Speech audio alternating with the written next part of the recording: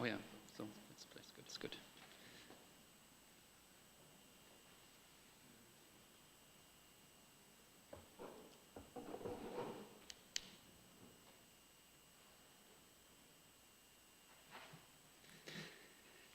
Okay. Dear ladies and gentlemen, dear colleagues from the URA consortium, but also partners in the project, partly being here today in Apolda, but also mainly joining us via the online conference. We'll come to the first of the two public sessions that we're gonna host today in the framework of this online conference, which is organized by the Urban Rural Assembly Consortium under the lead of TU Berlin and Tongji University Shanghai. So my colleague Qiao Gao and me, both from Habitat Unit TU Berlin, we will guide you through this first session today. I'm going to start with the first two speakers, and Qiao is then taking over before we again share the Q&A session, the panel discussion part in the end. So first of all, I do want to say thank you very much to the colleagues of the International Building Exhibition IBA Thüringen, especially to the Managing Director, Dr. Marta Döhler-Besati, who is also participating here live on site. And yesterday we have been with ANZB in Berlin. Today IBA Thüringen is hosting our second conference day right here in this very wonderful and historic building, the so-called Eiermannbau in Apolda. Initially, it was planned to bring all the Chinese colleagues and international speakers to this wonderful place here in Thüringen in order to introduce them, also the agenda and the projects the International Building Exhibition is currently working on. But unfortunately, COVID-19 changed these plans, but I'm very optimistic that we will get another chance until the end of 2023 when the IBA Thüringen will present the final results. So thank you very much. We are very grateful, and we are especially looking forward also to extend the collaboration throughout the forthcoming years, since IBA also joined the URA project as a collaboration partner just recently. So now some words about this first session. Whereas yesterday, during the first conference day in Berlin, we have mainly addressed sustainability challenges and policy gaps that occur at the interface of urban and rural areas. Today's two panels will especially focus on concrete projects and approaches that address integrated urban-rural development, integrated urban-rural planning and governance. Strategic Tools for Planning and Governance is the title of this first session, which throughout the next approximately 2 hours will combine different standpoints from the perspective of practice, of academia and governmental organizations. And like our Sino-German Urban Rural Assembly project, all the following projects and inputs are sharing the same interest of developing new and partly experimental tools, especially to enhance participatory planning and multi-level governance at the urban-rural interface. So, and it's exactly what even acting in different global context connects today's speakers and today's projects that get introduced to the URA research project, and what opens up also plenty of space for further discussion and further transnational, transdisciplinary learning and exchange. Before I'm gonna introduce our first speaker of today, I would just want to make sure that everybody also in the online conference, in the Zoom meeting, follows the housekeeping rules for this conference. So please make sure that you mute yourself while others are presenting, and please keep your questions until the end when we open for the Q&A session, and you can address them in the chat, but please in the end speak up on yourself and raise your hand in the chat so that we know you want to address a question.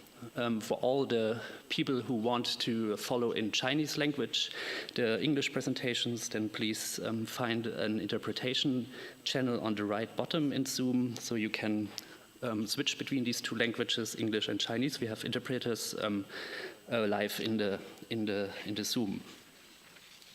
So now the first speaker of today, his name is Stefan Obkircher.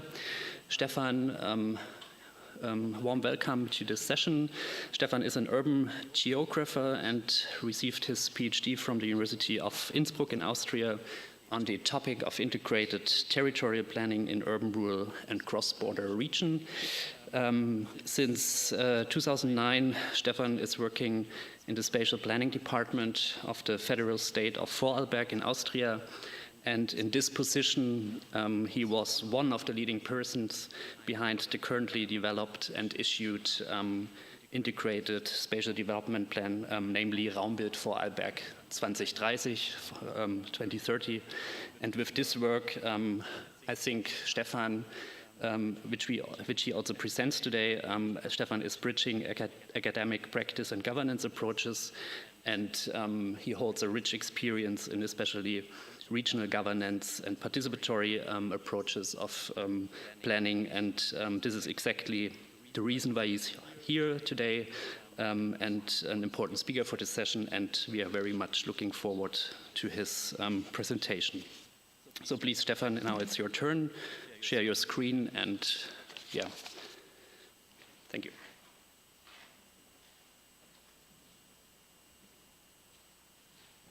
Yes, thank you very much for this introduction. I hope everybody can hear me. Now I'm gonna share my screen with you. And if something is not working, I just ask my colleague, the host, to interrupt me. So 1 second, yes. Yeah, I hope I can fulfill these expectations as a practical expectations maybe scientists will have. As you already said, I'm currently leading the project Raumbild Vorarlberg 2030, this common future vision for spatial planning. And I was asked to present the tools for participatory planning and co-designing that we use to set up the Raumbild. And thank you very much for this possibility, sharing and discussing our insights and learnings with you today. I want to start with some facts about Vorarlberg. And when we heard from Thüringen yesterday that Thüringen is in the heart of Germany, I would say Vorarlberg, which you can see here, the yellow dot, is in the heart of Europe. And some facts that may be interesting for you to understand the spatial context is that we are surrounded by 3 neighbors, Germany, Switzerland, and Liechtenstein. We have 96 municipalities from 500 inhabitants to 50,000 inhabitants. And that means we are organized in a very small polycentric settlement structure. In total, we have 400,000 inhabitants in our region.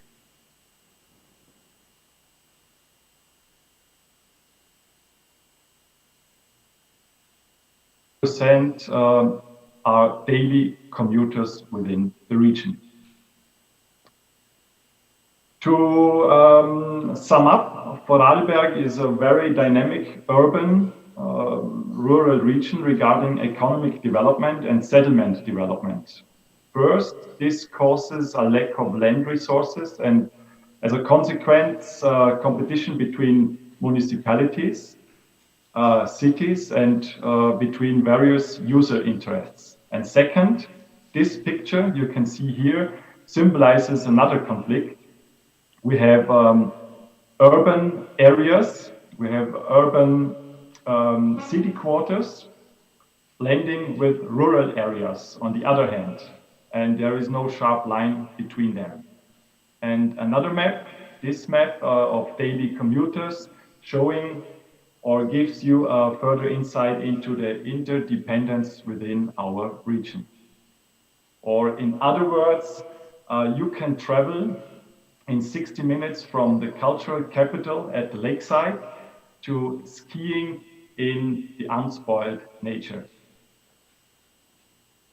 So, regarding the Raumbild Vorarlberg 2030, the main task was and still is to develop a common future vision for the spatial development in this urban-rural region, Vorarlberg, and furthermore a framework for spatial planning, for coordinating spatial activities between the state, the regions, municipalities and cities, and boosting cooperation across spatial, sectoral and institutional borders and boundaries, and elaborating a financial funding program for urban regional cooperation.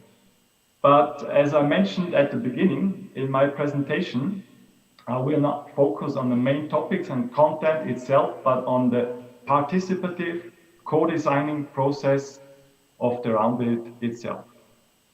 And to give you a clue of this co-designing, this slide shows the design of the participatory process. What you can see here at the bottom is that we started with the draft of the Raumbild.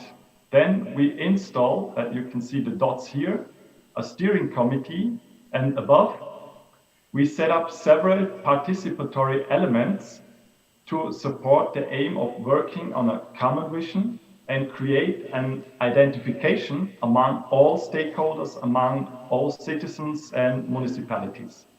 One important key element was that we always discussed and worked with the entire draft of the Raumbild, always including SWOT analysis, goals, strategies, and above all the measures.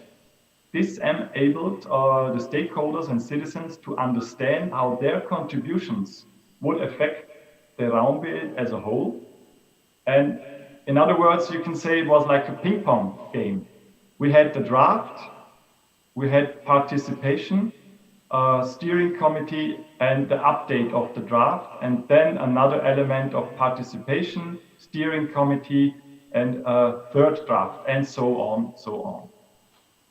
So now I want to present some of the key components of this process, building the Raumbild Vorarlberg, or creating it.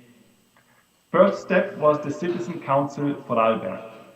27 randomly selected citizens discussed the following questions for 2 days and analyzed the current spatial situation in Vorarlberg. And the guiding question was, how can a careful and forward-looking approach to land use in Vorarlberg look like? But what is this Citizen Council? How does it work?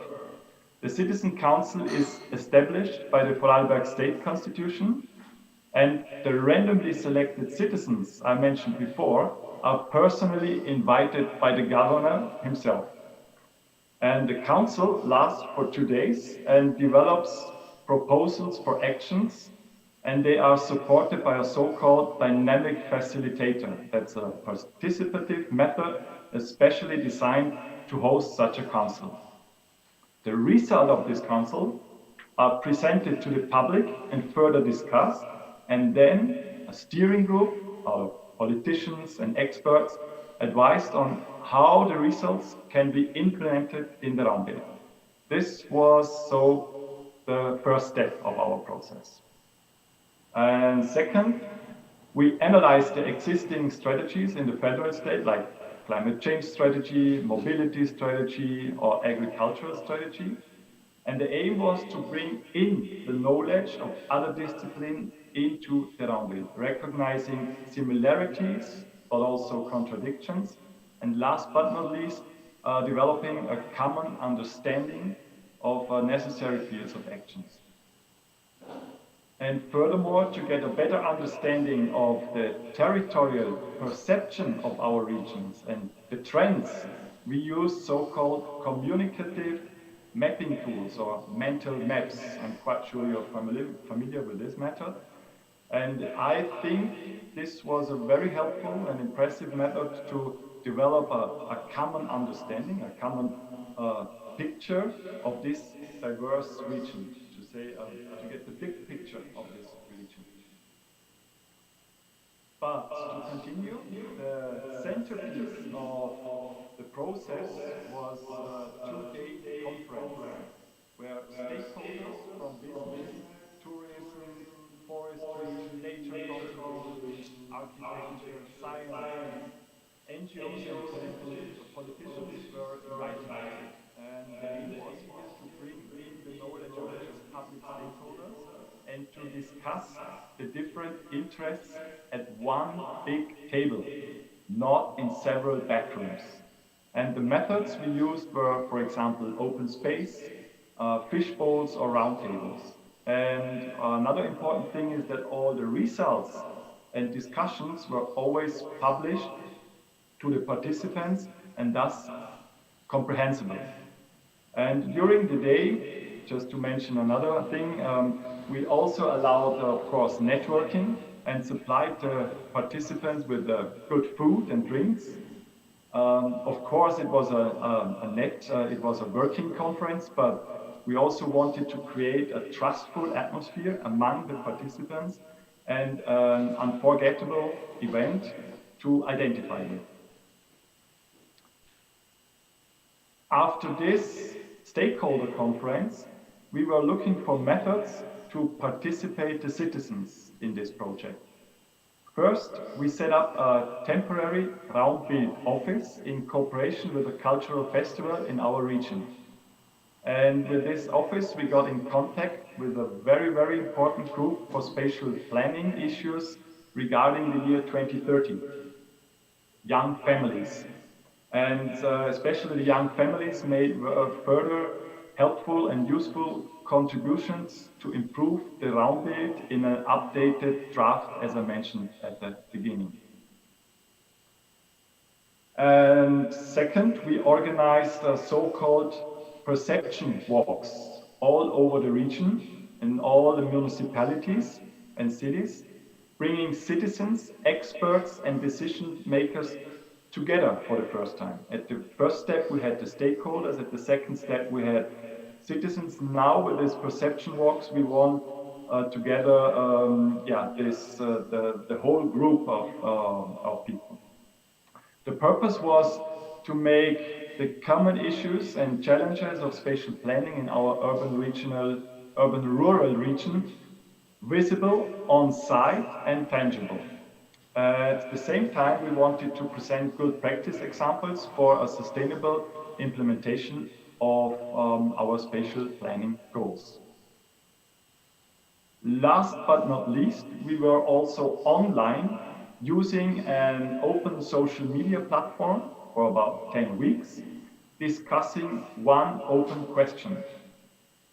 Hosted and facilitated by the Raumbild team, project team, we discussed the goals of the Raumbild Vorarlberg 2030 with the citizens in this online tool, and together with the participants we generated key insights that we discussed again with them to go further. As a result, out of this discussion, we developed several measures and actions for the implementation in our Raumbild. And the platform is called Vorarlberg Online Mitdenken, if you want to have a quick look on the website. This participatory process I mentioned so far led to a broad approval of the Raumbild regarding especially the goals and strategies and measures. And as you can see here on this slide that I called weather report, the greener, the higher the acceptance of the Raumbild is. So it is really a good approval of what we did so far. But the next question is, how can we create a sustainable commitment for the implementation of the Raumbild? And to mention, the Raumbild Vorarlberg 2030 is not legally binding, it's just a guiding principle. Therefore, we, together with our stakeholder partners, co-created 20 projects that are necessary for us in the next 5 years to achieve the Raumbild goals. And furthermore, we set up an action program, including financial and personal resources, as well as partnership guidelines to support so-called action groups. And these action groups include various stakeholders that participate in the projects and guarantee this integrative approach we are looking for. Just one example, we launched a green roof project regarding climate change adaptation, a green roof project for companies and industry. And this project is led by a team of experts from economy, environment, architecture, as well as political leaders within this action group and action program I just mentioned. Finally, an outlook, what we believe is important to rethink strategic tools for planning and participation in our urban-rural region. Until today, we focused on the exchange and interlinkage between the urban and the rural, and to facilitate the interaction. We ignored the fact that this urban-rural interface can be seen as a distinct category of spatial planning and can become space of possibility, Möglichkeitsraum, a word that we use in German, with its own quality and with its own identity. And that's why we started a collective scenario planning this year, collective scenario planning process for the Landstadt Vorarlberg. Landstadt, a term that we already heard yesterday from Thüringen.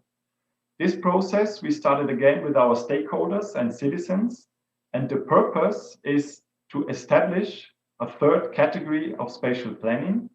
We have urban, we have rural, and we believe that Landstadt should be the third category.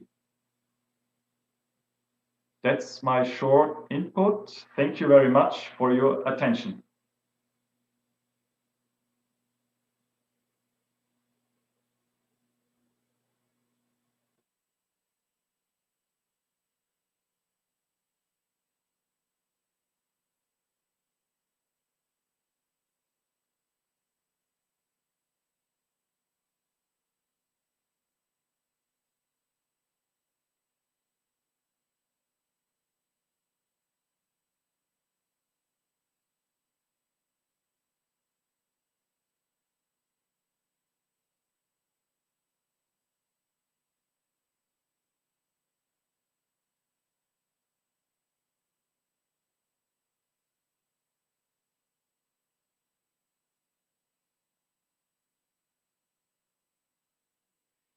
Especially at the intersection of participatory planning and integrated governance. Cordelia works as urban and regional planner and urban designer at the TU Berlin, at the Berlin-based planning office Urban Catalyst, which she is managing director of, or one of the managing directors of. And Cordelia received her PhD from TU Berlin back in 2007, and between 2008 and 2011, she was a postdoc fellow at the Transatlantic Graduate Research Program, History and Culture of the Metropolis in the 20th Century, funded by the DFG. Yeah, she was also a visiting professor of sociology of architecture and planning at TU Berlin between 2011 and 2013, and between 2012 and 2014, she was also a member of the academic steering committee of the Berlin Spatial, in order to develop the Berlin Spatial Development Strategy 2030. So, yeah, today she will address integrated planning approaches in the case of, among others, Brandenburg, and we are very much looking forward to her presentation. Please, your turn, Cordelia.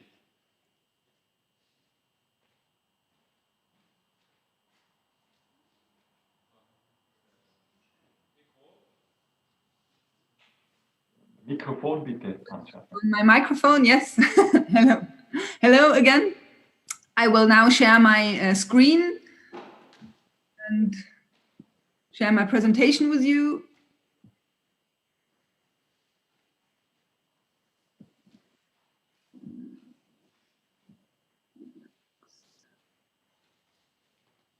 Yeah, I'm very much looking forward to join this workshop now and to talk about our experience regarding strategic plans on a large scale.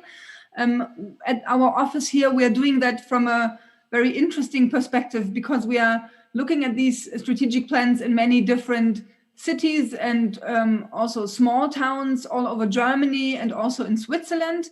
And thus we do also have like a research focus because we often compare the different approaches and can bridge barriers between research and practice through our works, which I find extremely fascinating. I want to say very few words about our company. We are a Berlin-based planning office. As Hannes said, we are around about 22 people at the moment from all different fields of urban planning, architecture, urban design, landscape architecture, and we work in interdisciplinary teams. We have a couple of fields of expertise, which all have a lot of synergies between each other. We do a lot of spatial planning, but also, as Hannes said, also a lot of participation and communication processes. I will show you a lot of our work in a moment, and we find it extremely important to visualize these complex matters in an attractive way and in a way which has a low threshold and can hopefully also be understood by citizens and by lay people. And that is an extremely important part of our work. We do also do research, and we advise governments on how to deal with urban planning issues. Yeah, as I said, we are around about 22 people and 9 of us are owning our company. And this is also an interesting approach. Like we try to practice what we preach, like how we approach participatory planning. This is how we try to run our office. And this is also a very fruitful exchange, which helps us to develop our approaches. Yeah, I want to share with you some experience and some expertise that we gain while looking at different cities when coming up with strategic plans. First of all, I want to quickly highlight why cities need a vision and a strategic plan. Of course, all cities are facing big transformation processes. We have climate change, we have sustainable mobility, and this needs to be addressed. Often these transformations are going hand in hand with conflict of interests and very strong competition for space in the city, and this has to be negotiated. Is something wrong? Can you hear me? It tells me that my Cordelia, we can hear you, but your screen is not moving. Can you please restart your presentation?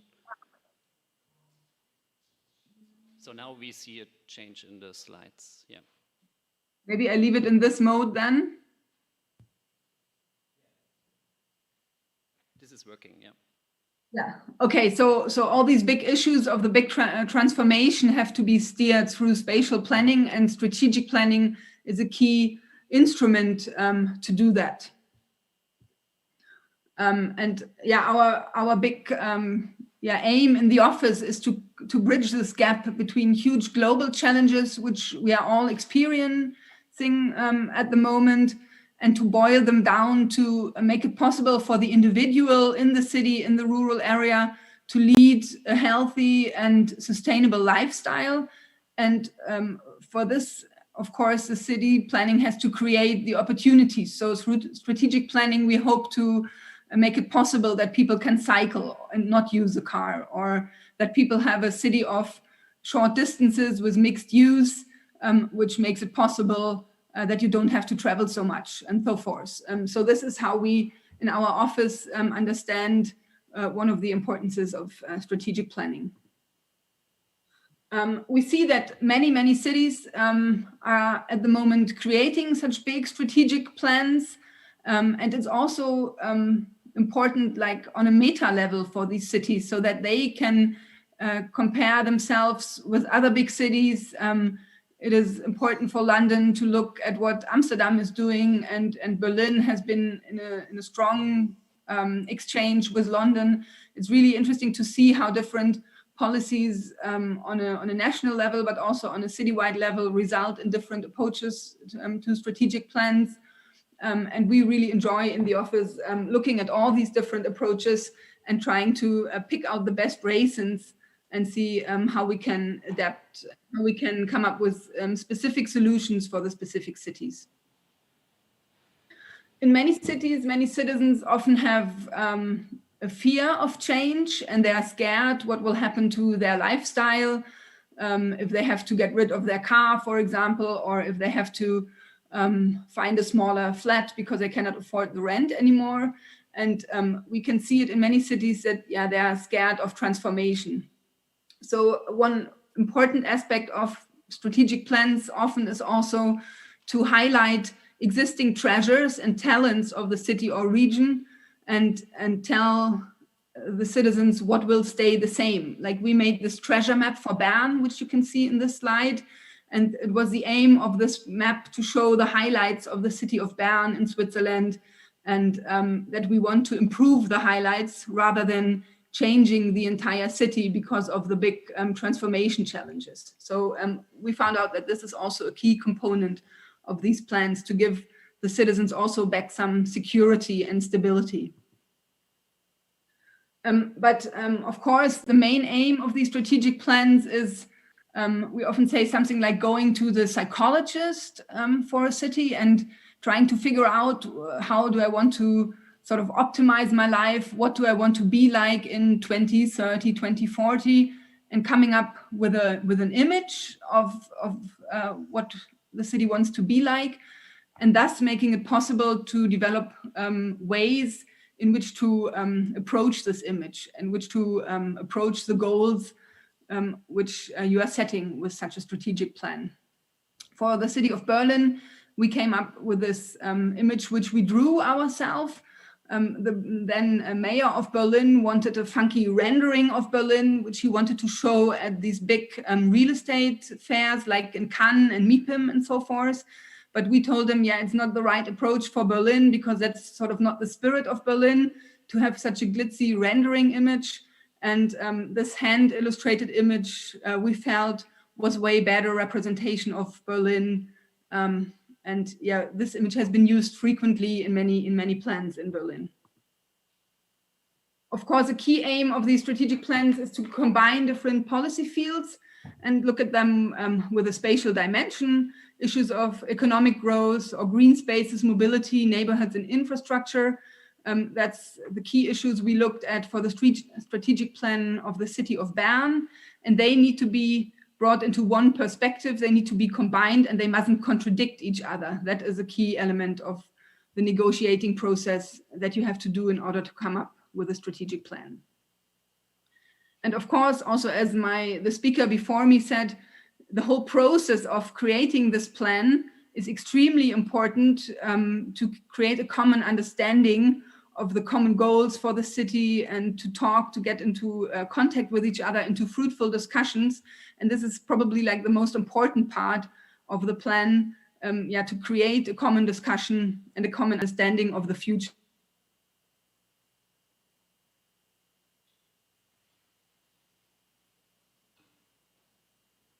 Experts, but also members of the civil society.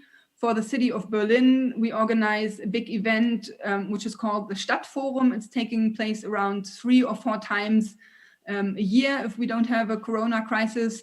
And important issues of planning on a citywide level are being debated in big venues where we have between 300 and 600 people joining. Often it's very abstract themes like real estate politics or public participation. How do we want to talk with each other within the city? But this is really important, to engage citizens and talk with them besides the concrete plans that we do. Yeah, as I said, we compare many different cities, how they approach strategic planning. And I want to go a little bit into more detail regarding this. As you can see, there's, and I said already, there's plenty of plans that are being addressed. And many, of course, they look differently, but they also have different foci. For example, Berlin is not showing very much on their plan. They're just identifying key areas of transformation where a lot of things will happen.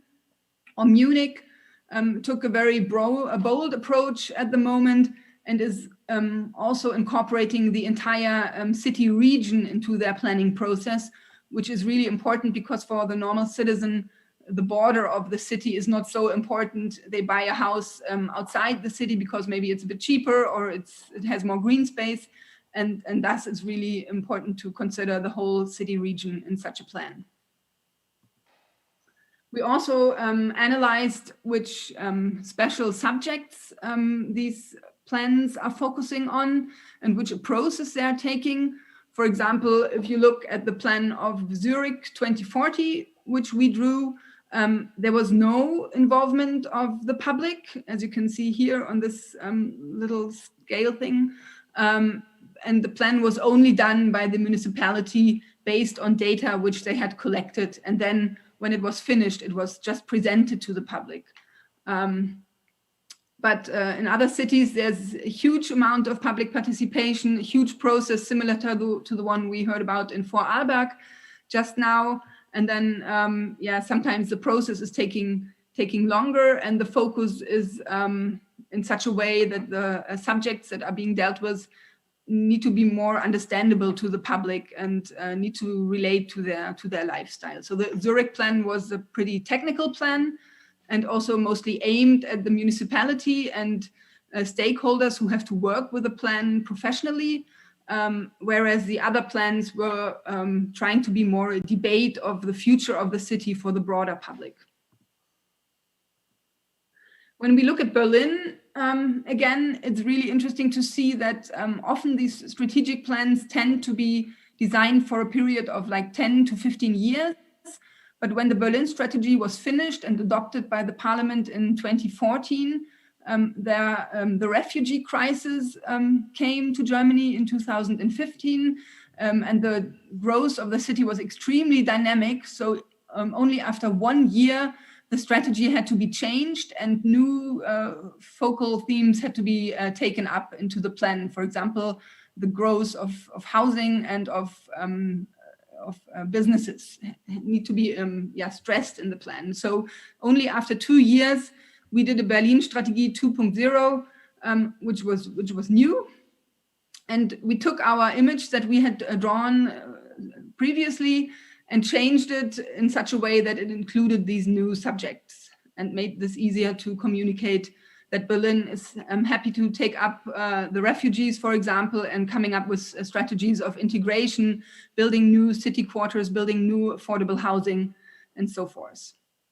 And now, once again, we had to change the plan because the focal areas of transformation changed very drastically in the last years due to the dynamic growth of the city. And it's quite interesting that the time frame is getting shorter of these strategic plans because the development of a city is getting more dynamic. It's a bit difficult because planning, of course, is goals on the long run that have to be followed, and it can't be changed so often. So we're a bit ambiguous about that, but nevertheless, it's an interesting process. Yeah, maybe I skip Zurich now because I want to look at Angermünde, which is totally different scale, which we've been working on in the past 2 years. Angermünde is a small town in Brandenburg, about an hour.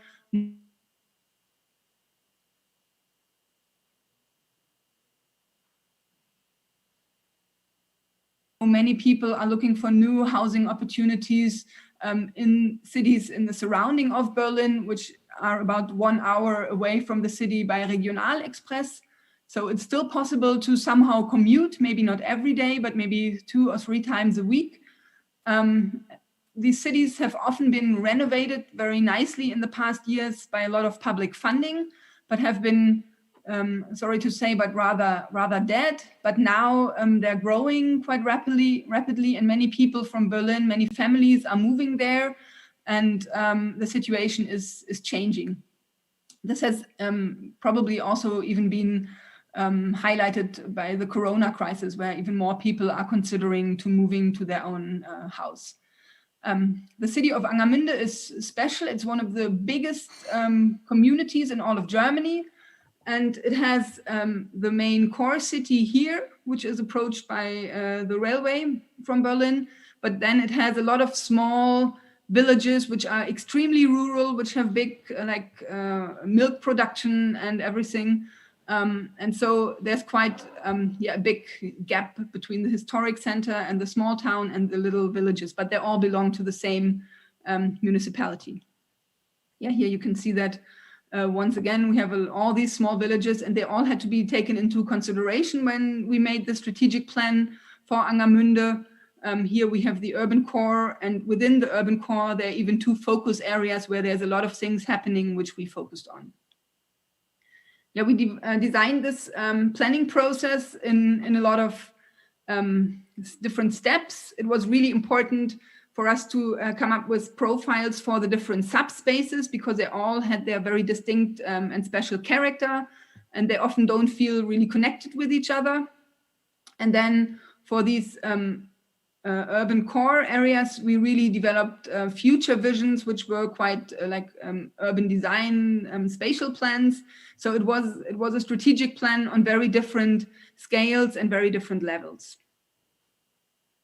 It was really important for us to create a community where it's not necessary to come up with big single family housing areas, but rather to focus on the existing network of villages and build structures. So to create like a sustainable rural area, it was really important to focus on cycling routes, so that people who commute to Angermünde stations from different areas don't always have to commute by car. Like creating mobility, sustainable mobility in these rural areas is really like a key question for the future, that we can stop car traffic from growing and create sustainable alternatives is really a big challenge. And also this area is quite important for tourism, and this is an important economic factor. So this was also supposed to be improved through the strategic plan. Yeah, here you can see one of the subspaces we made these profile pages for, to really focus on the small villages, on the key questions and challenges which they are facing, and to come up with a particular character for these subspaces and like a role which they could play in the future in the entire municipality. And here you can see one of the focus plans, which are quite concrete and go into a lot of detail. So this was quite fascinating in this process, to have really a very wide scale, like a very abstract spatial map of the entire community, and also going into details in like really concrete neighborhoods and areas. And this is quite interesting. This whole big strategic plan for our Angermünde is now being used to help the city with other key issues. For example, we were able to help them to join a big public funded program on smart city and digitalization. And now Angermünde has a view of their future and a vision which has been agreed on, and they can use that in order to implement certain things in the digital sphere. And regarding smart city, for example, they now really work intensively on sustainable mobility with the help of digital devices. So it was really important for them to create this vision, and it is now a really good tool for them to face the future. The whole process was done in a participatory way. We had lots of talks in the different villages. It was quite similar actually to what the presenter before me talked about. We also walked with the people through the villages and had big public meetings. Food also played a key role, creating a good atmosphere for the people to come together and to talk. This was also a very good experience, I think, for all the people in Angermünde to get into this discussion. Yeah, some things to sum up, which we learned.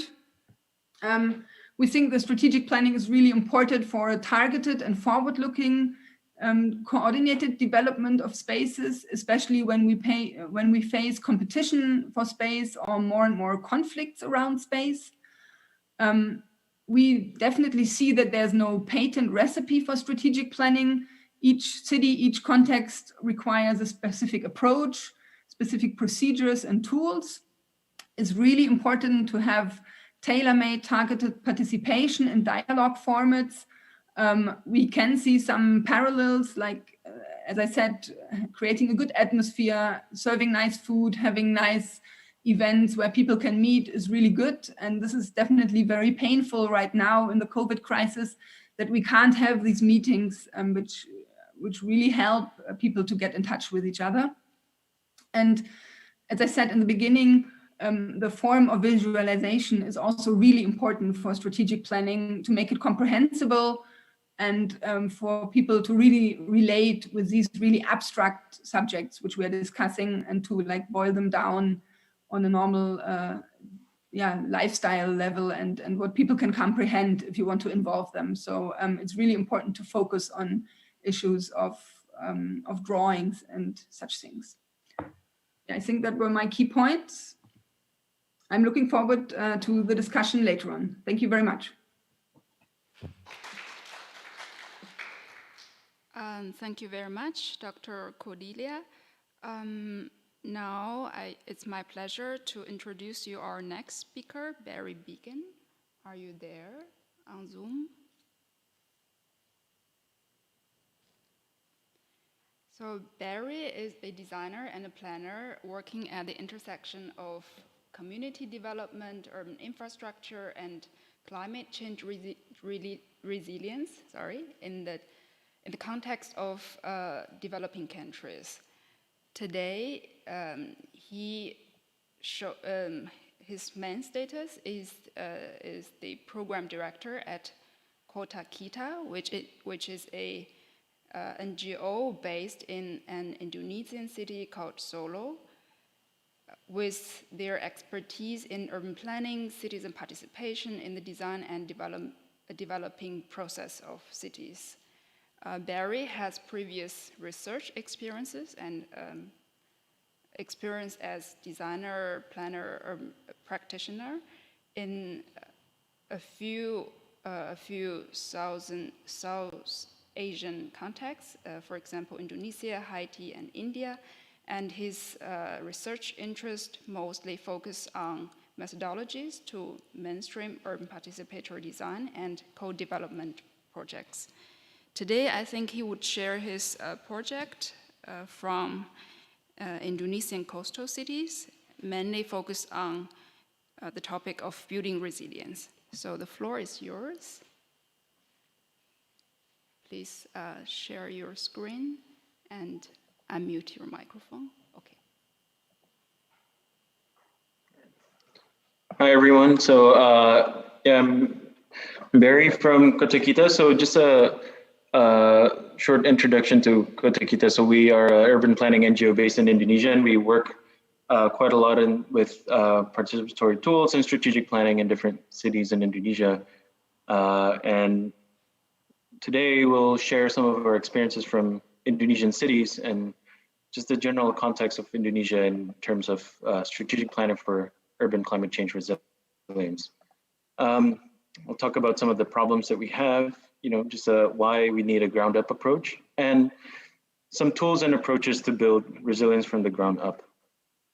So for the problem setting, so our country is an archipelago, and we're home to many coastal cities that are under threat from climate change, rapid urban growth, and a whole slew of institutional challenges.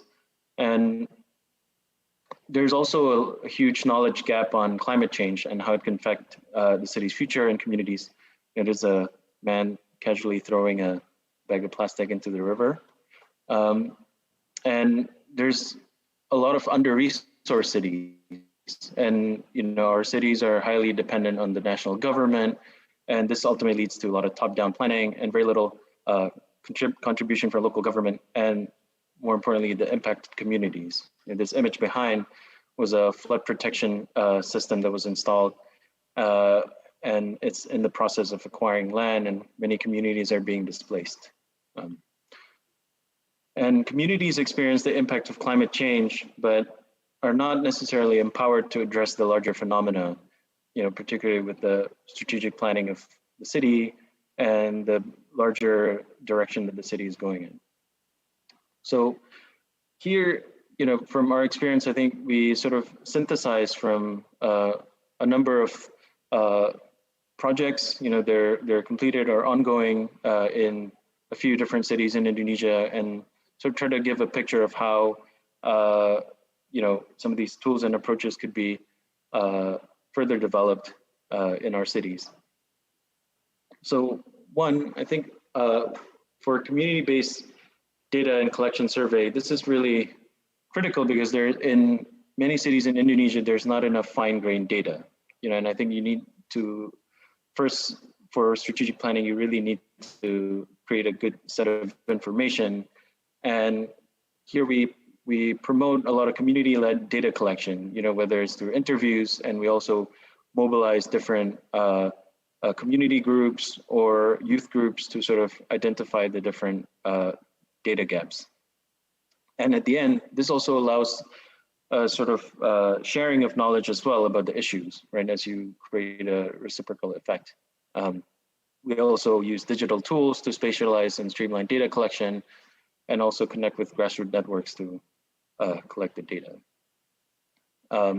Second, I think you've seen quite a bit in the previous speakers. We work very closely with local governments and communities to co-design ideas and concepts, and this is very important because they're the most aware about the challenges. And I think creating processes where we can synthesize is really important, and also share different case studies and knowledge from all around the world, and leveraging maps and other kinds of drawing tools do this, both at the community level and the government level.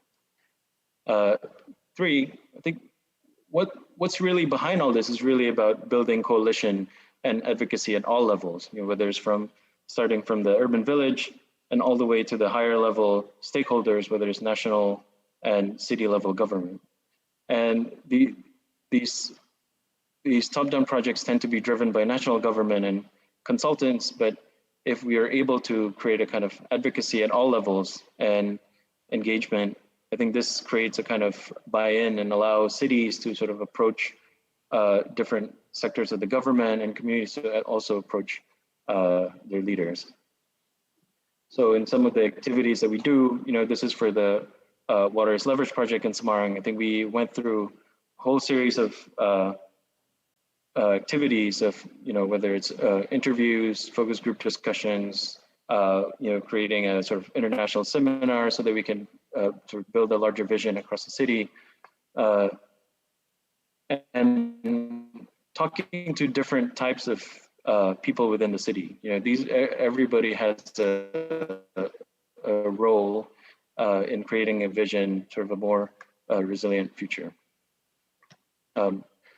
We also explore opportunities for other actors to participate. So I think rather than typical actors who are government-driven or practitioners or academia, I think we also want to engage the everyday people who actually make their spaces within the city.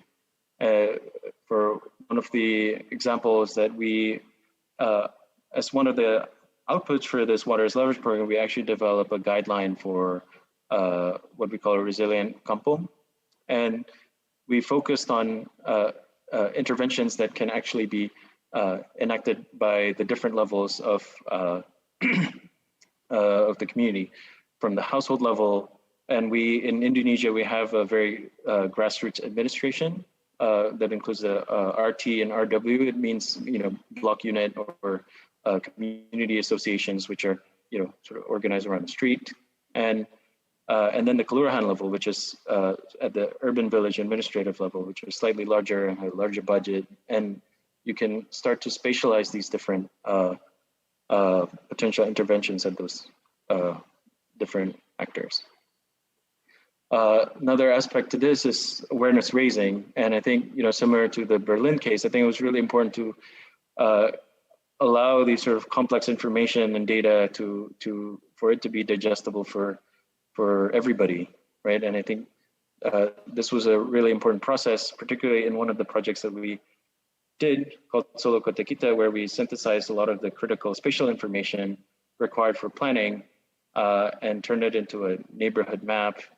And this allows to sort of inform the participatory budgeting process within the city. 6, I think we also want to focus on vision building and forecasting. And I think particularly for climate change, I think it's really difficult for communities or even local governments to understand the impact of climate change in the future. So in the image to your right, this is showing a sea level with land subsidence by 2050 in the city of Semarang. Pretty much the coastal area has disappeared. And we also look at how you analyze spatial planning projections and how that increases risks as it grows out into the periphery. And for example, in Semarang, this is the current 2019 scenario. And we prefer talking about the future first. What does the city want? Is it about restoration of ecology, economic growth through port expansion, increased water resilience within the city itself, and also heritage building? But we also have to be real and talk to them about what it means to not do any of these measures, right? To stay business as usual. In the case of Semarang, by 2040, some of these areas could sink up to 3 meters below sea level. And from there, through the collective engagement and process, we try to develop a whole series of strategies and in a programmatic way, versus focusing on particular projects, so that it provides a strong vision for the city and creates a framework in which it can start investing for the future.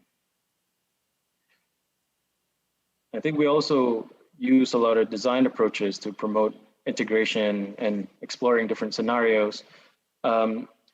Typical interventions and infrastructure investments tend to address one problem at a time. So it misses out on different alternatives that you could have when you're working at it with an interdisciplinary team, or when you're looking at different aspects that try to eke out the different co-benefits that are possible.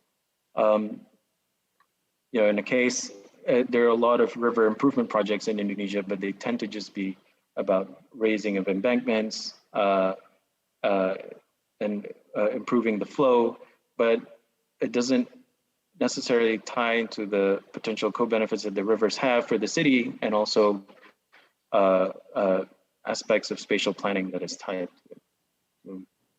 And most importantly, as you saw in one of the first few images, a lot of times poor communities are disregarded and ultimately have to be relocated, but there are actually many different solutions to adapting along the riverbanks. These are only some of the physical examples, but in a way, increasing preparedness can also be one way of improving resilience and not necessarily moving people out of their homes. Lastly, I think we always try to approach it from a system thinking level with an interdisciplinary approach. And I think using certain ways of visualizing how these systems work, the impact of climate change, and also using transects to describe what the potential measures and co-benefits are along this can help to ground the city in understanding their challenges and opportunities. So these are some of the cities that we're currently working on. Thank you.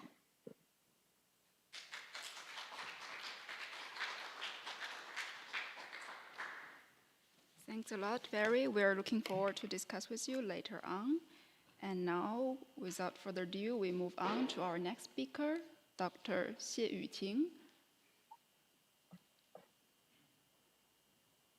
Could you please turn on your camera?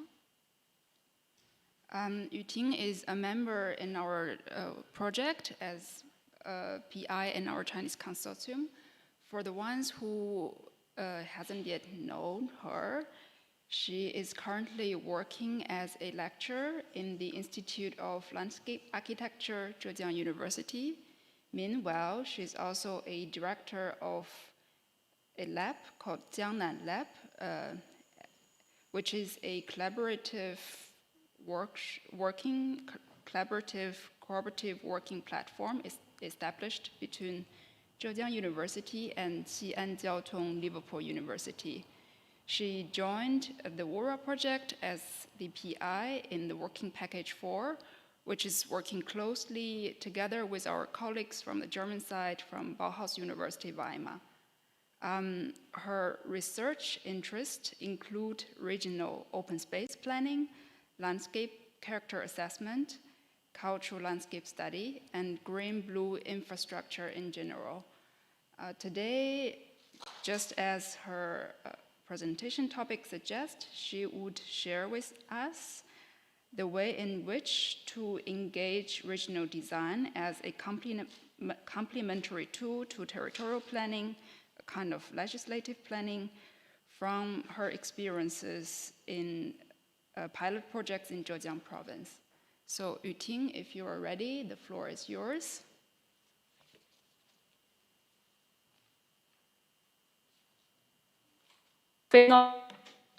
We can hear you. We cannot see you yet. I try to share my screen first. Let's see if it is working, okay? Yeah. Is my screen on and also the PowerPoint? Yes, it's presented on our screen as well, I think. Okay. And let's see if it's moving. Is it moving? Yeah, now we can see the second, third slide. Okay. Okay, can you see my face? Yes. Double check. Okay, everything is perfect. Okay, thank you.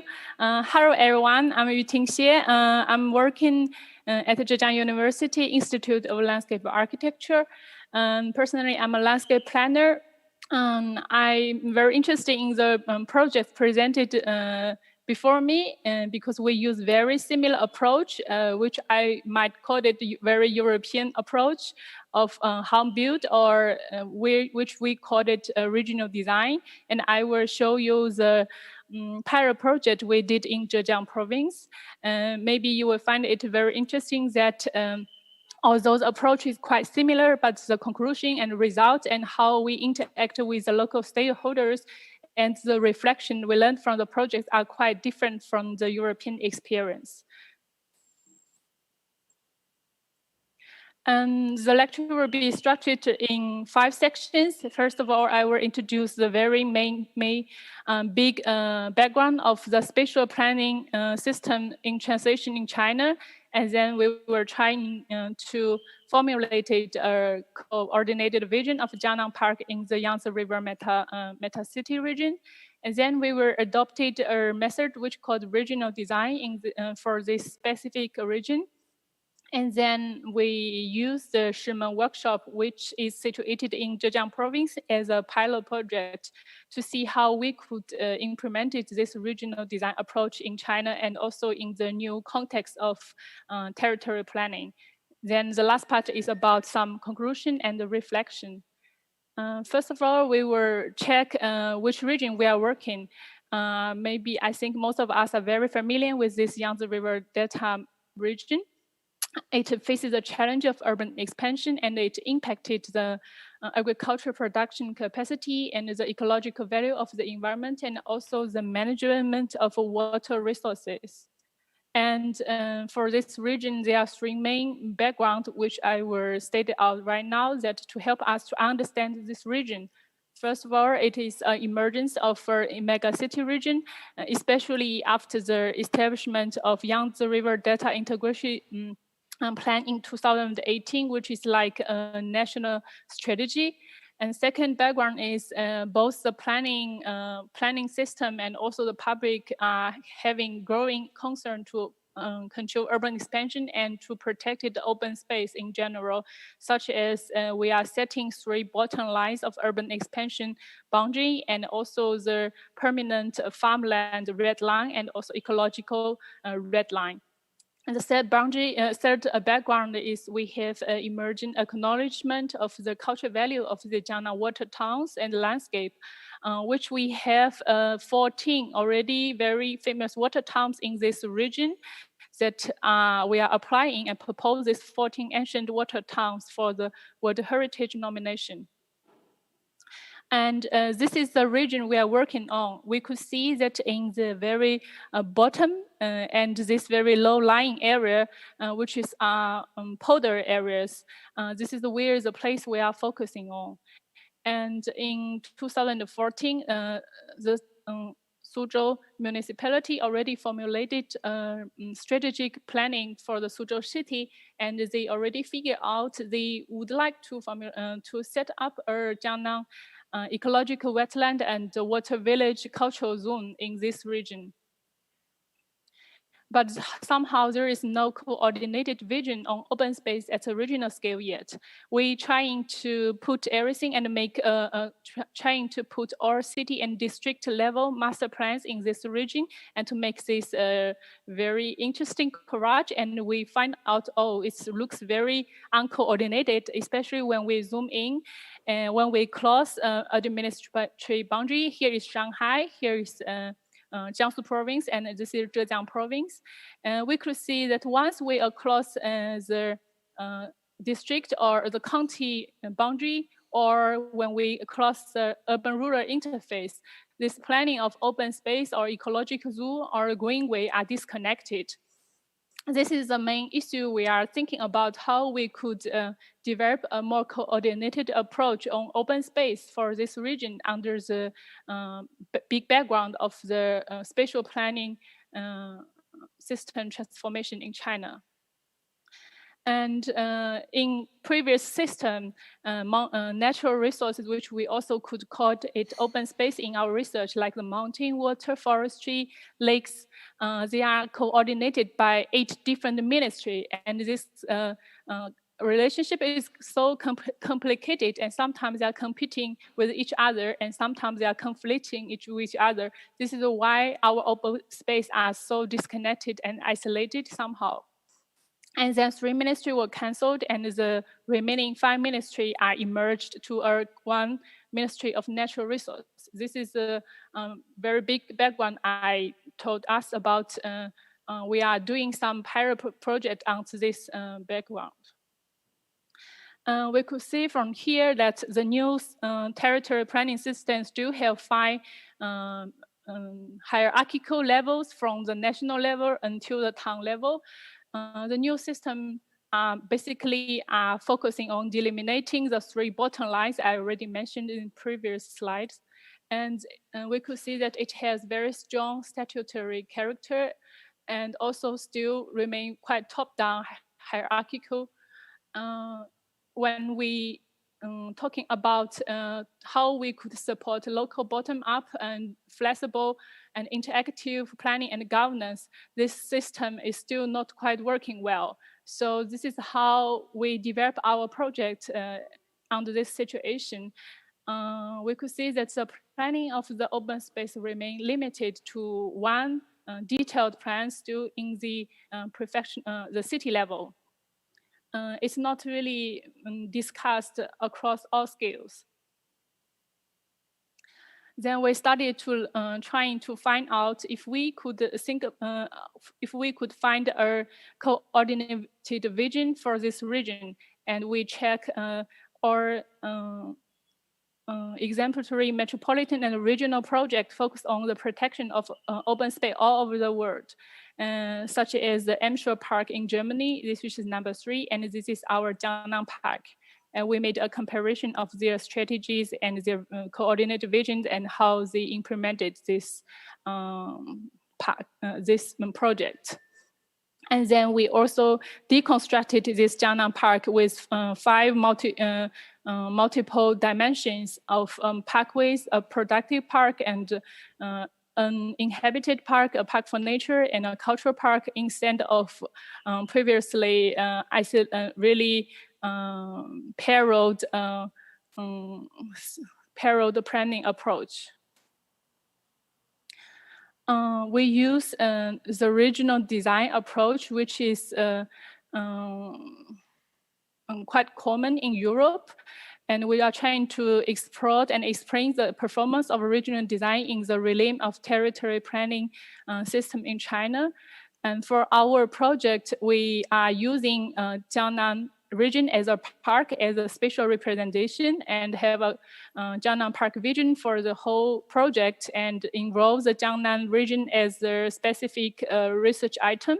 And then we involved local planning institute and also local planners and architects, landscape architects, and urban planners from all disciplines all together.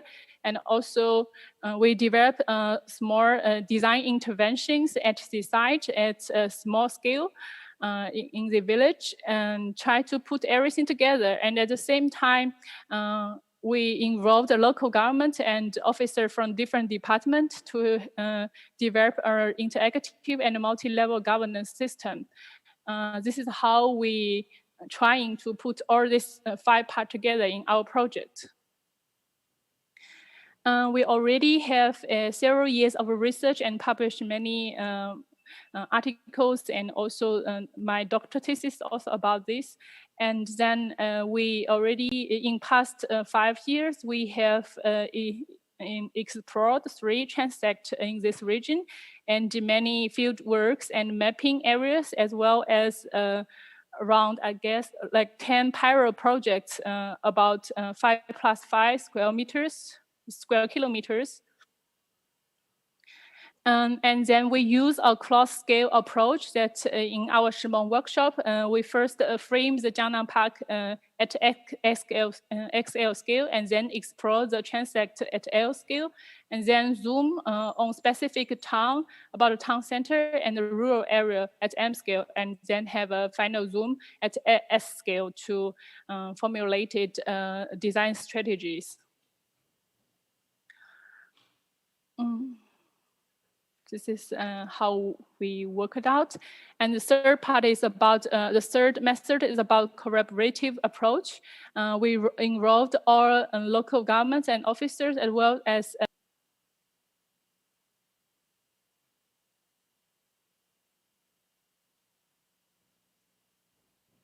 students from all disciplines.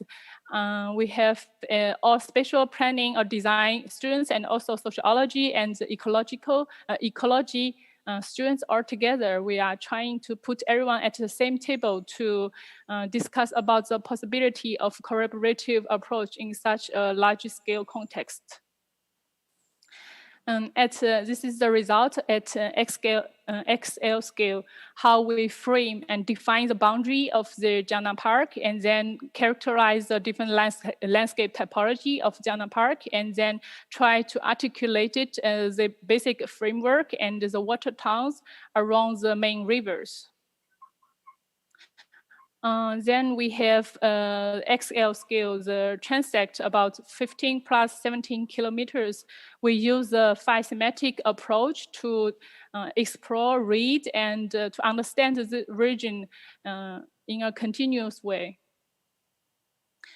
This is the example of for the parkway. We are trying to interweave the slow mobility, the former village roads and passes in the field, to interweave with this main large road infrastructure. And these are the design strategy and strategy planning at M scale and S scale. This is some zoom for the town center. We are trying to reactivate this culture, canal islands as a cultural center for this region, which is as a famous band of the Grand Canal. And for the village, we developed a project which to convert the abandoned hamlets into thematic village for agro-tourism and interconnect with those parkways. For the conclusion part, this is, I think, and we have a very different conclusion from our German partners. That first of all, we discussed why is regional design relevant in the realm of China.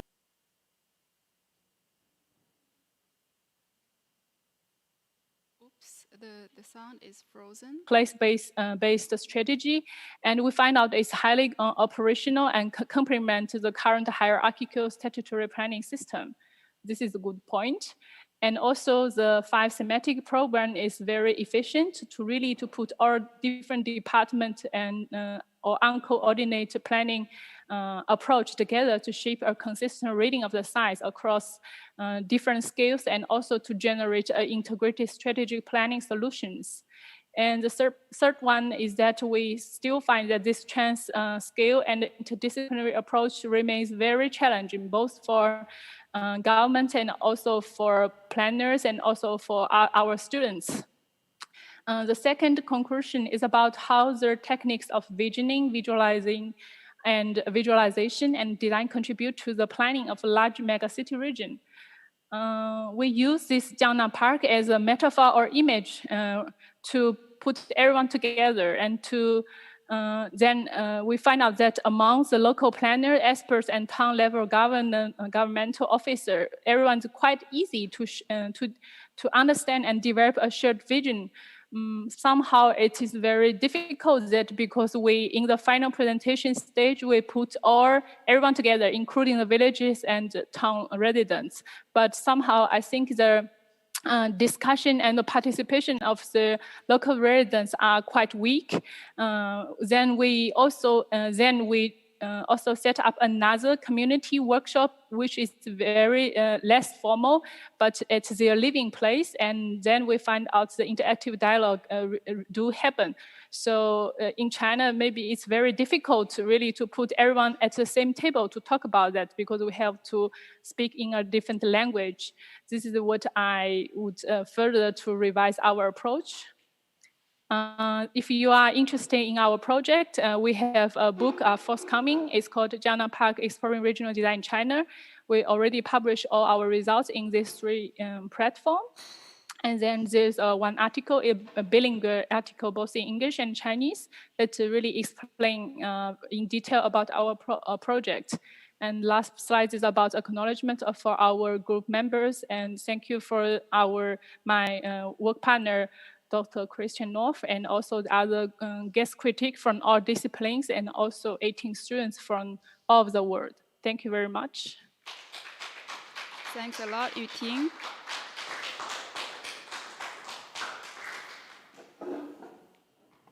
Okay.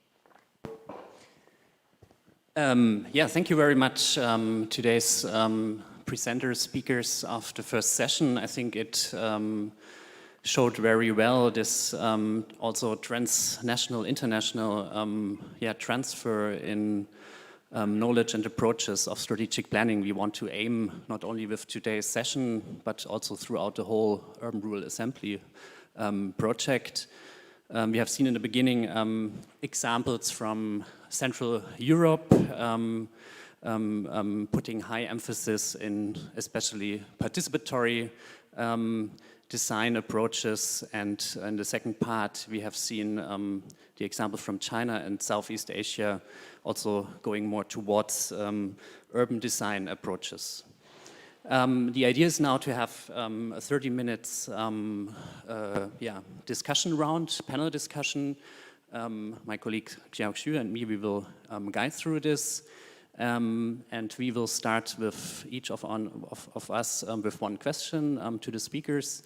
I would like to address the more institutional and structural also constraints behind these strategic approaches we have got introduced today. So we have seen in the beginning, like Stefan Obkircher's presentation, speaking from a governmental official's position or as a representative of the Vorarlberg government.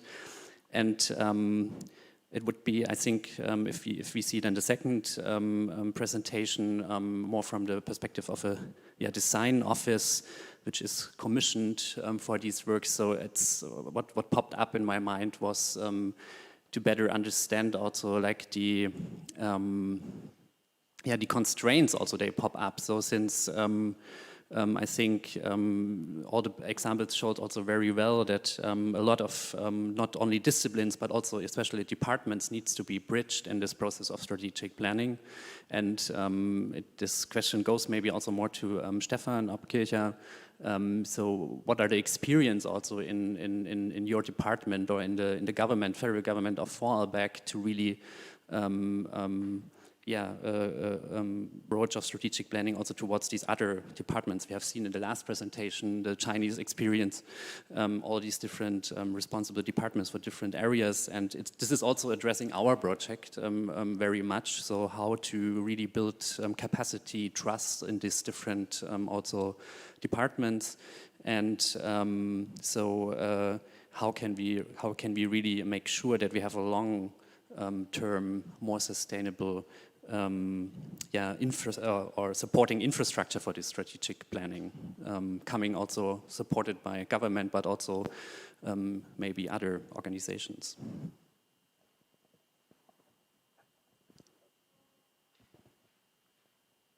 Yeah, thank you for the question. My audio is not working very well, so I hope I understood your question. I just repeat, you're interested in this bridging municipalities and federal state, if I'm right, yeah? In this long-term process, if you probably just repeat the question. Yes. Okay. I mean, yeah. So I mean, what I feel is that even sort of communicating within these departments, and for example, Vorarlberg or China, so like in bridging these ideas of strategic planning, to what degree this is really going well, or this needs to be improved, and how can we build up more sustaining, approaches of really bringing these different departments, actors together. Just one example, when you look at the spatial planning system in Austria, the municipalities are responsible for spatial planning. And as I said at the beginning, there's a quite big competition between municipalities, cities, and so on. And we as a federal state, we have no instruments to govern or to coordinate the spatial planning. So we have to convince the municipalities to participate in our Raumbild process. There is no need for them. It's just voluntarily. So what we do is we offer them good events, good workshops. We serve them food and drinks, as I said at the beginning, which is really important if you want to bring together people, networking, for example, and to facilitate this exchange, because it's just necessary, it's just voluntary. And another thing is, once you've finished this guiding principle, this Raumbild Vorarlberg, the work just started, so the process continues. It's not done with 2 years of work creating this Raumbild, and that's why I focused on this action groups and this action program. So what we do is we continue working as an integrative group, for example. And this is something we do for the next year, for the next 5 years, and then we have new elections, and then I think we have to start from the beginning again. So it's just not finished when you have finished the guiding principle. Maybe Cordelia, you want to add? Yeah, from our experience, it's really important to include all the key stakeholders right from the start. Like, for example, in Bern, in Darmstadt, the strategic planning process was led by the building department of the city. And then at one point, the education department found out about it and was really fed up with it and said, we have not been included, but there's really a lot of spatial dimensions, like building new schools and kindergartens, that we have to take into consideration. And then it took really a big effort to include this lady from the education department back into the process, because she was really annoyed, and she's an important politician as well. And it would have been a lot easier to do this entire process when all of the departments which have stakes in spatial issues, which basically is everybody, if they were involved from the beginning onwards. Or in Angermünde, in this small town I talked about, the person responsible for the public money was not on the side of the mayor and of the people doing the strategic plan. And it's really stupid now because she's really reluctant to pay for all the things now in the future. And it's really difficult to persuade her and to engage her in the process. And so this leads us to the fact that this process design and how you set up the planning process and who you include and which events you do to really take everybody into the boat is so important in these processes.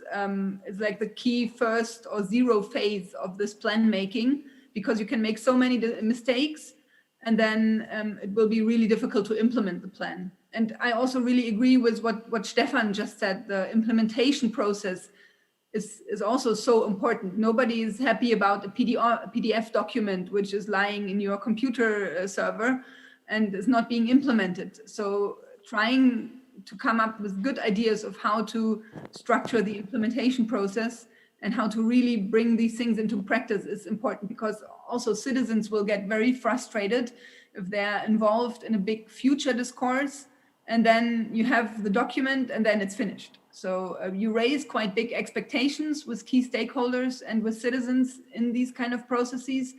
And of course, you have to come up with solutions of how to deal with these expectations in the end afterwards.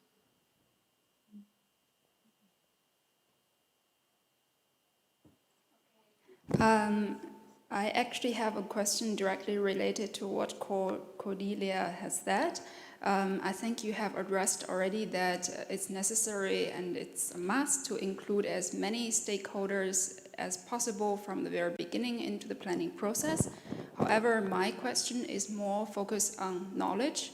What kind of knowledge from your project experience do the, I don't know, actors from civil society, the normal community members bring into the discussion, and how do you settle if there's conflict between the old knowledge and the new knowledge in the planning process?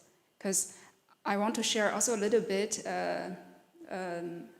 experience from the field trip in our project, that the rural community members we have talked to have a very deep belief, or their vision of a good living, a good life is in a modern city scenario. So they have this fixed knowledge of what a city should look like, and they have this goal to move to this kind of city, and this knowledge might be contradictory to what expert would hope them to have. Yeah, so this is a question I think is related to all four of our speakers, but sorry, cannot pronounce her name so correctly. Cordelia, could you go ahead first? Thanks. Yeah, thank you. This is a really interesting subject, which is becoming more and more important, I would say. Of course, we highly value the knowledge of the people we have included in these processes, but we have also seen in a lot of processes that the people don't want what planners want. This is most commonly when it comes to car transport, for example, and car parking spaces. And their urban planners often have a very different point of view of what the people have. And urban planners would people rather not to have a lot of parking spaces or to have a car-free housing area, for example, and the people, of course, want space for their cars. And I think this will become extremely important in the future to negotiate these conflicts. And we as planners are experts. We have a long-term view in our mind. We know that we have really to address issues of climate change and the mobility turnaround. And of course, it's really a question of our role as a planner and how much of a teacher or of a, I don't want to say dictator, but what do we want to be? And of course, it needs to be our task to use the method maybe of the carrot and the stick. So we need to show people good alternatives and good opportunities and potentials which come out of the planning process. which make it possible for them to change the lifestyle and, for example, don't see the reduction of car parking spaces as a loss of quality of life, but you gain something better. But of course, this is very difficult to communicate often, and this needs a lot of good communication and good persuasion and good ideas. Of course, we have to come up with good ideas as planners in order for people to change their behavior and change their attitudes.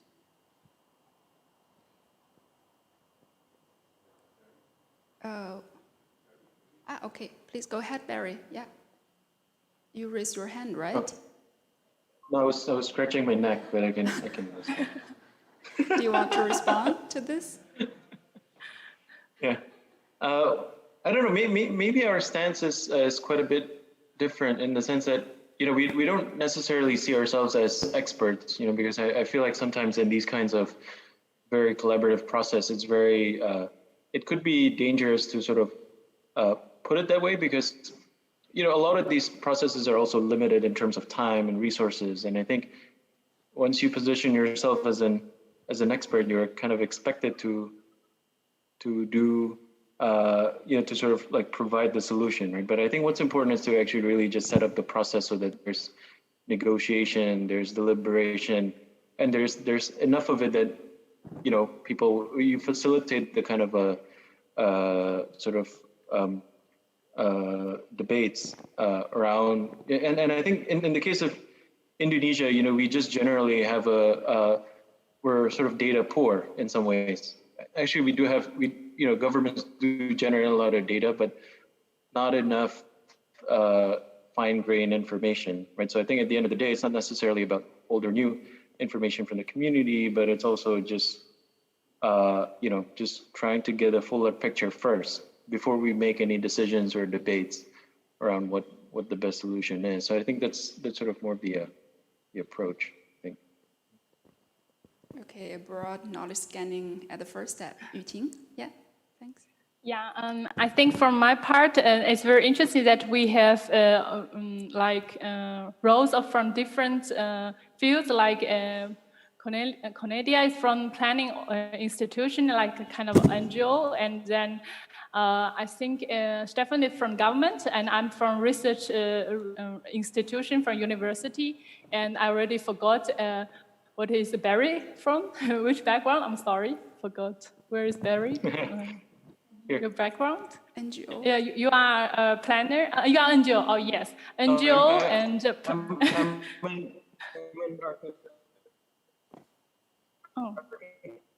And architect and urban designer. Okay, cool.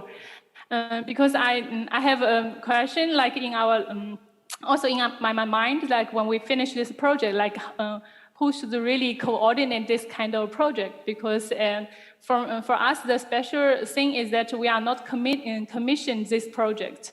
Somehow it's like a really bottom-up grassroots university workshop that we just trying to put interesting students together to have some exploration. So it's not a real project, it's based on our research. So we are trying to develop some new research methods, but it's not really like your context that someone or the state, the government or the municipality really want to this project happen. So in our project, in the final stage, and we are also think how to really make this project go step forward, but it's very difficult because we already lose our connection with the local government because somehow they feel it's not really what they want. They already have many different sector planning of open space and transportation or water resource, everything. But we are giving them something really new and somehow very European. And then we are in the whole approach, somehow we put everyone together, but then the result, we have some results, but then we cannot really put this project go on or to implement it or have further cooperation both with town level or municipality or even the regional some organization. So I would like to know like who really leading this project and how the different stakeholders, planners and government interacted or co-work with each other. Not about the local stakeholder, but how you guys working together. Yes. Hannes, if it's okay, I want to add something. Yes, this is okay. Okay. Regarding this question of knowledge, and I want to mention something that I would translate as a wisdom of the many. As I presented it in my presentation, I was talking about this citizen council, 27 randomly selected citizens, and their background was like farmers, teachers, lawyers, everything but experts in spatial planning. And after 2 days of working on this special issue, they got some really good results and recommendations what we should do in spatial planning in Vorarlberg.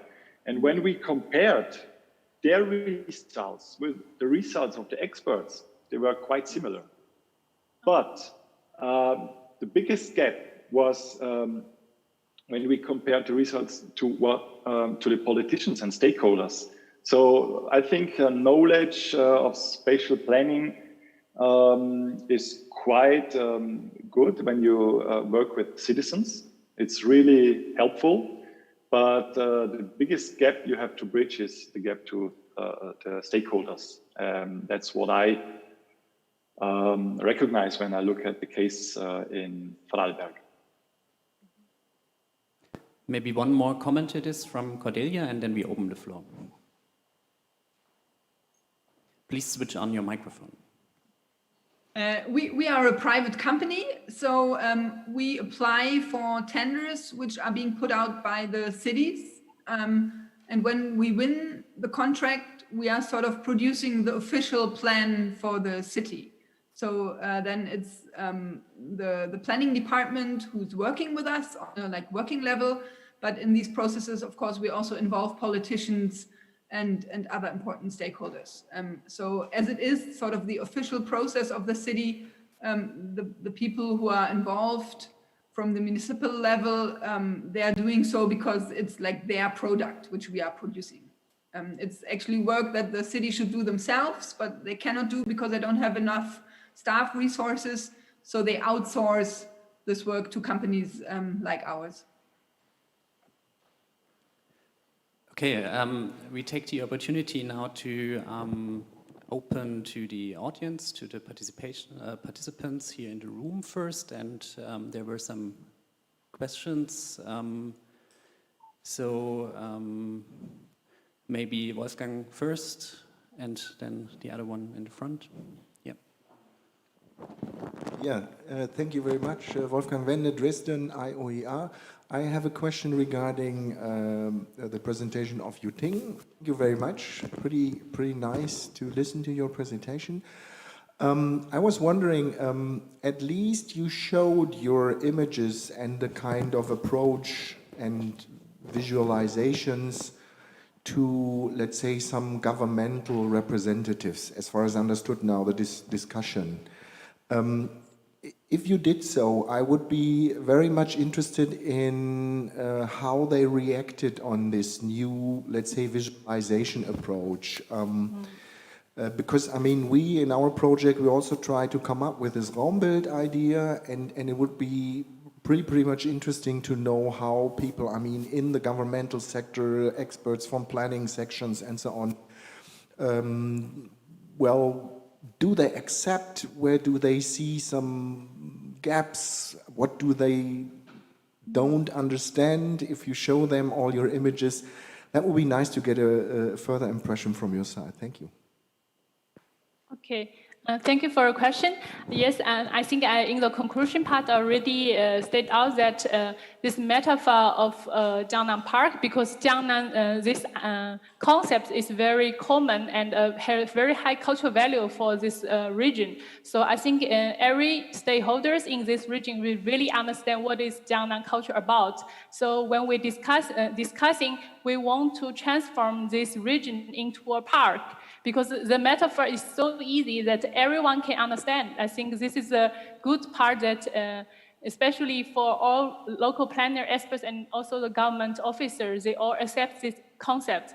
Then we are trying to really bring different dimensions into this park, because for in the Chinese context, for park, we think it's artificial park, like very green or green space and park, but we are using more metropolitan park concept like in the Amshore Park, that they also have industry transformation. It also have new housing and also have other service of tourism and agriculture.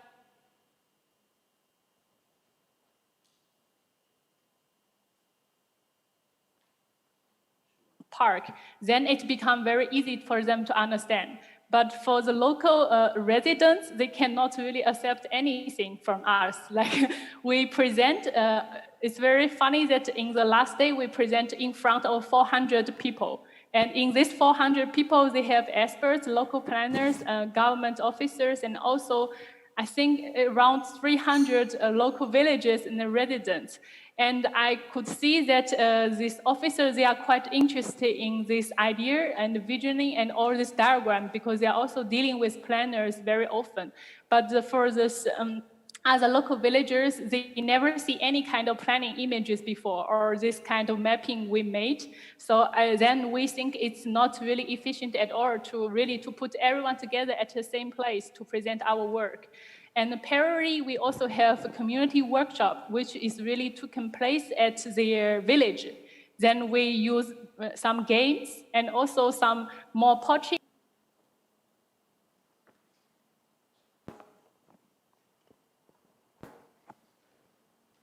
Our visualization is not working for villagers, but it's working for government officers. Yes. Okay, thank you. There's another question here from the audience. Hi, good morning to everybody. Thank you for your presentations. My name is Rosana Poblet. I work with UN Habitat. And I was wondering about this topic of participation and negotiation. So we saw in all the presentations that there were different methods and different approaches to include stakeholders and to include communities as well. In one presentation, we saw community mapping. So how much are you considering these kind of approaches nowadays that we are affected by COVID? And how much are you considering also this data collection? Because we know for all these planning strategies and proposals, we need data. And data is also a way of you know, when you get the data, you also can decide and how much is possible to socialize this data and to involve directly to the people and to work with them, and not only to show them the data and to say, this is what you need to do. And what considerations are you also applying for including groups that could be invisible or were invisible in the past? So in some societies, not all women can be involved in these processes, so I just want to know your reflections. Thank you. Do you want to address to a particular speaker? Any spontaneous. Okay, lucky draw time. Who want to take the question? Barry, can please. sort of respond. Probably. Oh yeah, or Stefan, you want to go ahead? Or... No, go ahead. Sorry, I didn't hear you. Yeah. So, well, actually, one, how do we address this during COVID? I actually, you know, luckily in Indonesia, everyone's pretty active on WhatsApp. So I think we actually have WhatsApp groups with the, you know, the local stakeholders and, you know, pretty simple tools. And we actually some of our, we developed some new consultation tools that are online, you know, really quick and easy web applications that we can sort of easily distribute. And I think, you know, with regards to sort of inclusivity, yeah, no, I think this is definitely a big challenge, you know, during this time where we have to kind of shift. But I think it's also important that I think there are many forums to engage different groups of people. So it doesn't always have to be sort of like a mega forum, you know.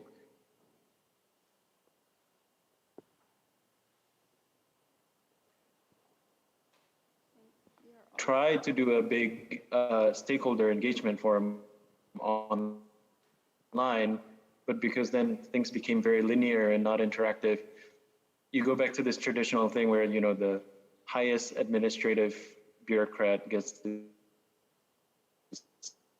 speak first before everybody else, you know, how to engage in different groups. And I think for our case, I think we, depending on the project, I think we try to organize different focus groups, you know, to sort of make sure we get everybody covered, you know, but that always depends on the time and resources as well.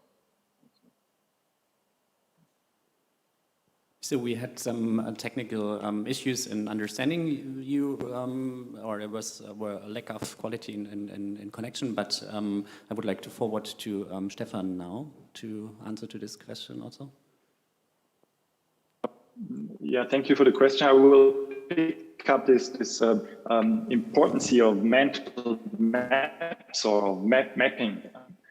And I believe mapping is, as a geographer and planner, I'm quite passionate about that. I believe mapping is one key element in this participatory process, because when you just use words and text, it's quite easy to agree on a text, but how do the different stakeholders interpret these texts is they can have different meanings. But when you have to agree on one map, it gets really serious. So I think the commitment is much stronger. You focus everything on this map, and it can be mental mapping, it can be institutional mapping. There are different ways, and looking at the COVID-19 situation, I also think that this can be a quite good chance, because we have the technical instruments to use mental mapping also via internet. And the biggest chance is that you can participate everybody. It's a more equal system, a more equal approach when you meet in internet, because it's much more easier to participate. It doesn't matter where you have this workshop and what time, because you meet in a Zoom meeting, and if it's organized well, like the conference today, it's easy for all the citizens and stakeholders to participate. So it's a chance. COVID-19 can also be. So thank you. We would like now to also give the participants a chance in the Zoom meeting, the chance to raise their hands and to address their specific questions. Is there anybody from Zoom who?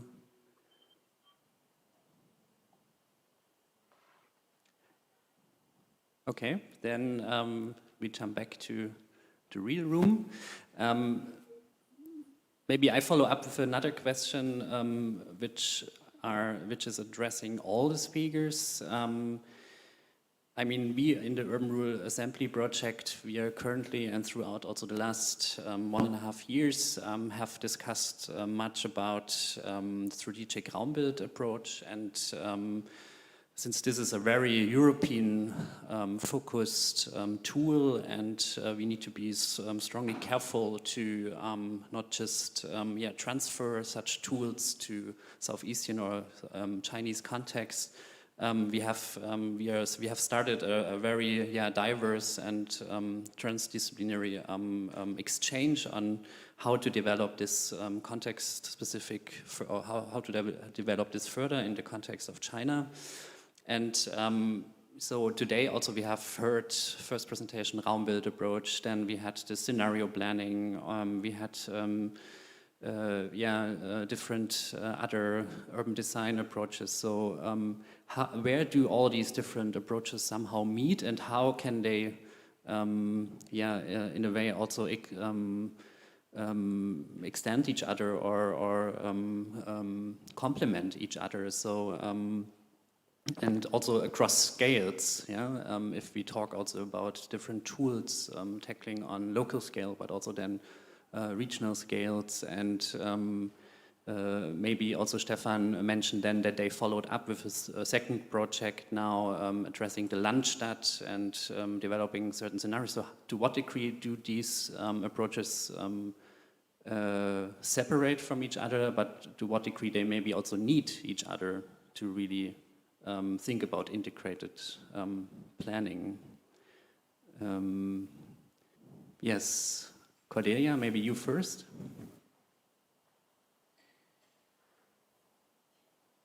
But to me, it really boils down to these informal planning instruments to be good tools for negotiating interest conflicts on a spatial level. I think this is really important as we face climate change, mobility turnaround, demographic change. These all go hand in hand with needs for space, basically. Like if you take into consideration green spaces, you want them to be playgrounds for children, you want them to be places for sports or just hanging around, but you also want them to be for maybe local food production and agriculture, or you want them to be for biodiversity, you want them to be for rainwater management, all different kind of issues which need to fight for space. And these plans on various levels are a method to negotiate and to prioritize which issues do I want to deal with first? How can I combine issues? Can there be synergies between these issues? Can we combine biodiversity with a children's playground? Is that somehow possible, for example? Usually these themes exclude each other, but to come up with smart ways of solving these conflicts around space is, for me, the key component of these plans and of these discussion processes. So if I understand right, you see it more as an overarching framework to comprise different other tools tackling different scales, and they are comprised under this overarching framework of strategic plans, as I understood maybe. Wrong. Hmm? Other comments maybe to that? Yeah, maybe if I jump in, I don't know, maybe calling it, like sort of strategic planning or these participation tools, European might be giving it too much credit. I think these things have been, sort of developed over time, right? And it's quite global, and I think it's, and to be frank, I think it's just common sense, if you really want to just get more voices to sort of plan things together and negotiate, right? So there are varying degrees of participation in any kind of projects. So I think, I don't think it would be an issue to translate these things to different contexts. And you do have to watch out for, let's say, maybe more on the political side of things, maybe that's a little bit different. But in general, I think they could just be considered as certain best practices now. I think in Indonesia, even community participation is actually quite frequently used, even in state-driven projects. Because I think it's almost seen as one of the primary tools to mobilize resources, to sort of do slum upgrading and things like that. So, yeah.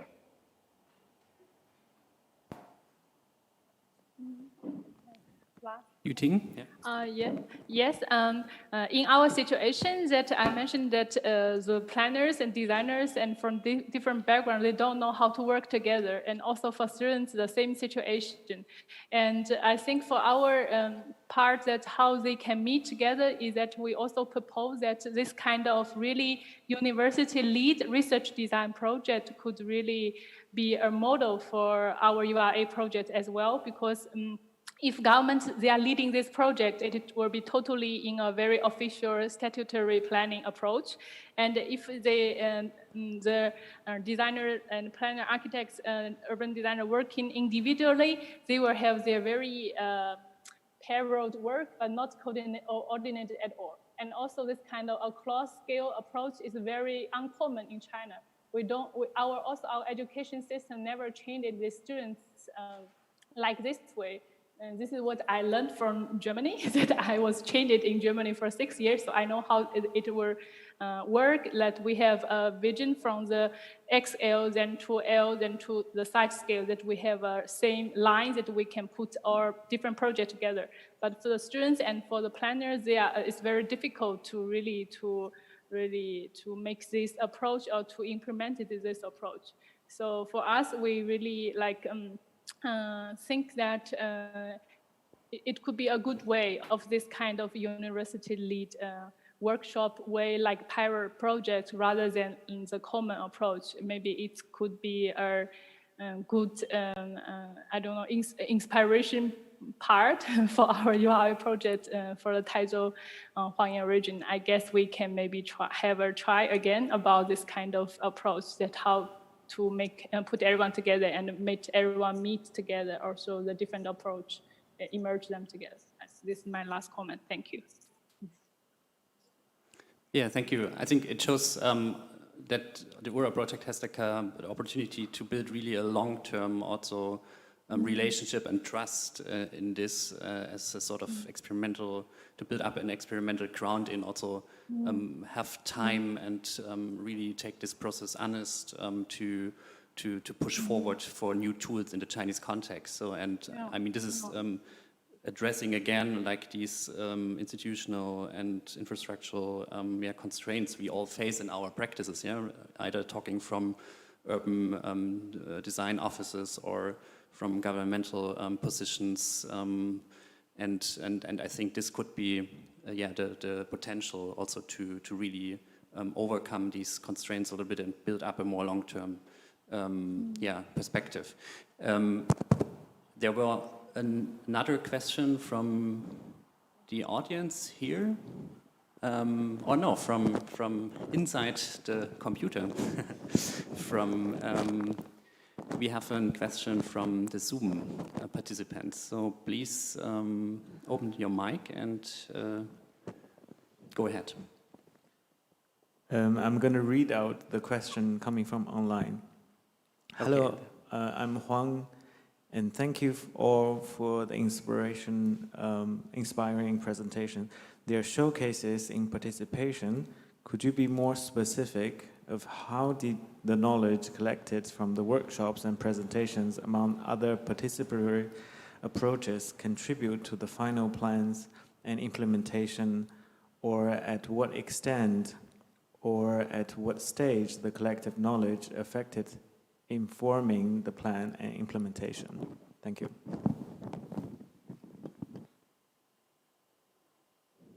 So addressing the impact of these projects really in policy making reforms.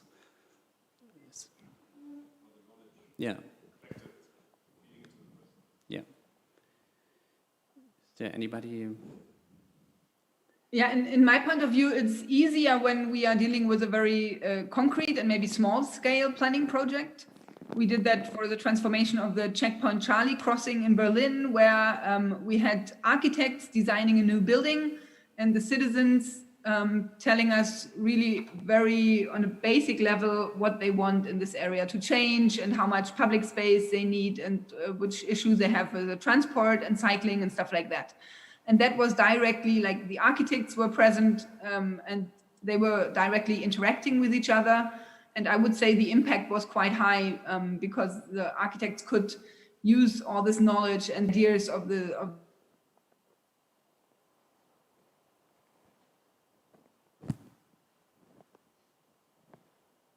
entire city, because then it's more about general issues.